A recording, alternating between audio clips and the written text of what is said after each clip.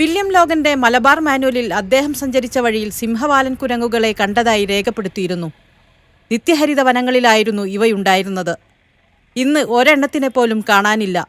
പശ്ചിമഘട്ടത്തിൽ ഏറ്റവും ജൈവവൈവിധ്യമുള്ള മേഖലയാണ് വയനാട്. 2400 ഇനം പൂച്ചെടികളും 300 തരം പക്ഷികളും 230 തരം പൂമ്പാറ്റകളും 40 തരം തവളകളും 12 ഇനം സസ്തനികളുമെല്ലാം ഇവിടെയുണ്ടായിരുന്നു. കാടിനുള്ളിൽ മാത്രമല്ല, വയനാട് എന്ന് പറയുന്നത് പ്രകൃതിയും മനുഷ്യവാസ കേന്ദ്രങ്ങളും ഒരുമിച്ച് തന്നെയാണ് ഈ ബയോഡൈവേഴ്സിറ്റി ഇത്രയും ഉണ്ടായിക്കൊണ്ടുള്ളത്. നീർപക്ഷികളുടെ എണ്ണത്തിൽ വലിയ തോതിലുള്ള കുറവുണ്ടായിട്ടുണ്ട്. പലതും ഇവിടെ എക്സ്റ്റിൻ്റ് ആയിട്ടുണ്ട്, ലോക്കലി എക്സ്റ്റിൻ്റ് ആണ്, ഇപ്പോൾ കാണാനേ ഇല്ല. നദികൾ മലിനമാക്കപ്പെടുന്നത് ശുദ്ധജല മത്സ്യങ്ങൾ ഇല്ലാതാകാനും കാരണമാകുന്നു. കബനിയിൽ ഇപ്പോൾ ഏറ്റവും അധികമുള്ളത് മലിനജലത്തിൽ ജീവിക്കുന്ന മത്സ്യങ്ങളാണ്.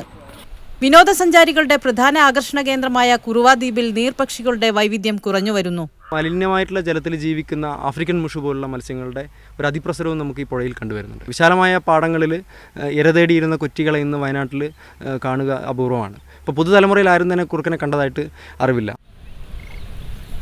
വയനാട്ടിൽ കുറുക്കനില്ലാതായതുപോലെ വയലുകളിൽ പാറി നടന്ന തുക്കടാങ്കുരുവികളുടെയും എണ്ണം കുറഞ്ഞു തുടങ്ങി. ജീവജാലങ്ങളിൽ വരുന്ന എണ്ണക്കുറവ് തന്നെയാണ് പരിസ്ഥിതിയിൽ വരുന്ന മാറ്റത്തിന് ഏറ്റവും വലിയ ഉദാഹരണം.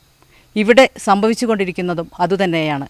കുറുവ ദ്വീപിൽ നിന്നും ക്യാമറാമാൻ ഷാഗിനൊപ്പം സോഫിയ ബിൻ, മീഡിയ 1.